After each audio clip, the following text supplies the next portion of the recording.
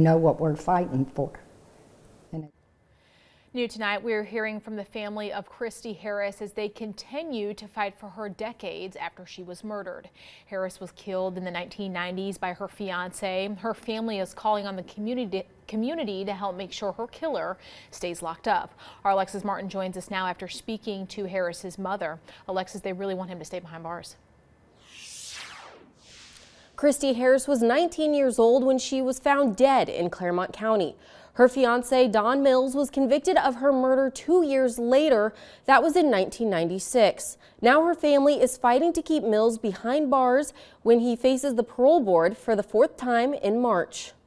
I realize that when people go to prison that they can, rehabilitate or whatever, but I don't see how a person like him can change. With fear for herself, her family, and the community, Patty Branham sat down with Fox 19 to share her daughter Christy Harris's story in hopes it will keep Christy's killer behind bars. Christy was 19 when she was killed in Clermont County by her fiance, Don Mills. Branham says her daughter's body was found in her backyard with a bottle of rum in her hand, and it was determined that she died after choking on her own vomit after drinking too much. But Branham says she knew that wasn't how her daughter died. And that wasn't her. That didn't work because she didn't drink like that. No, not at all. Branham says months after her daughter was buried, they had her body exhumed for a different pathologist to investigate her death. Branham says that pathologist found her daughter had been murdered. She says she suffocated to death. Mills was convicted of his fiance's murder 2 years after she died.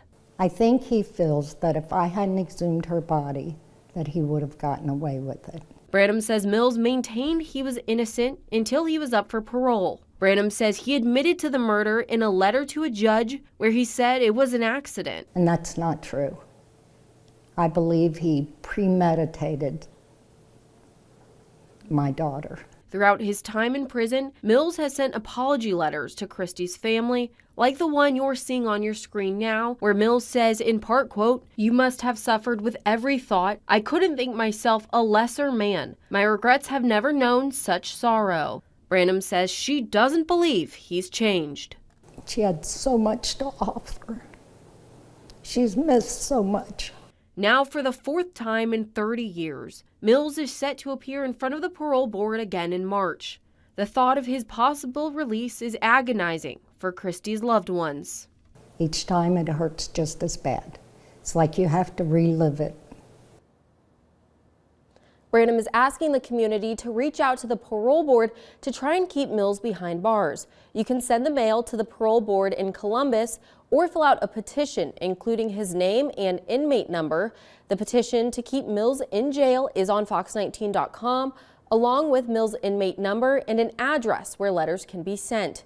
Reporting in studio, I'm Alexis Martin, Fox 19 Now.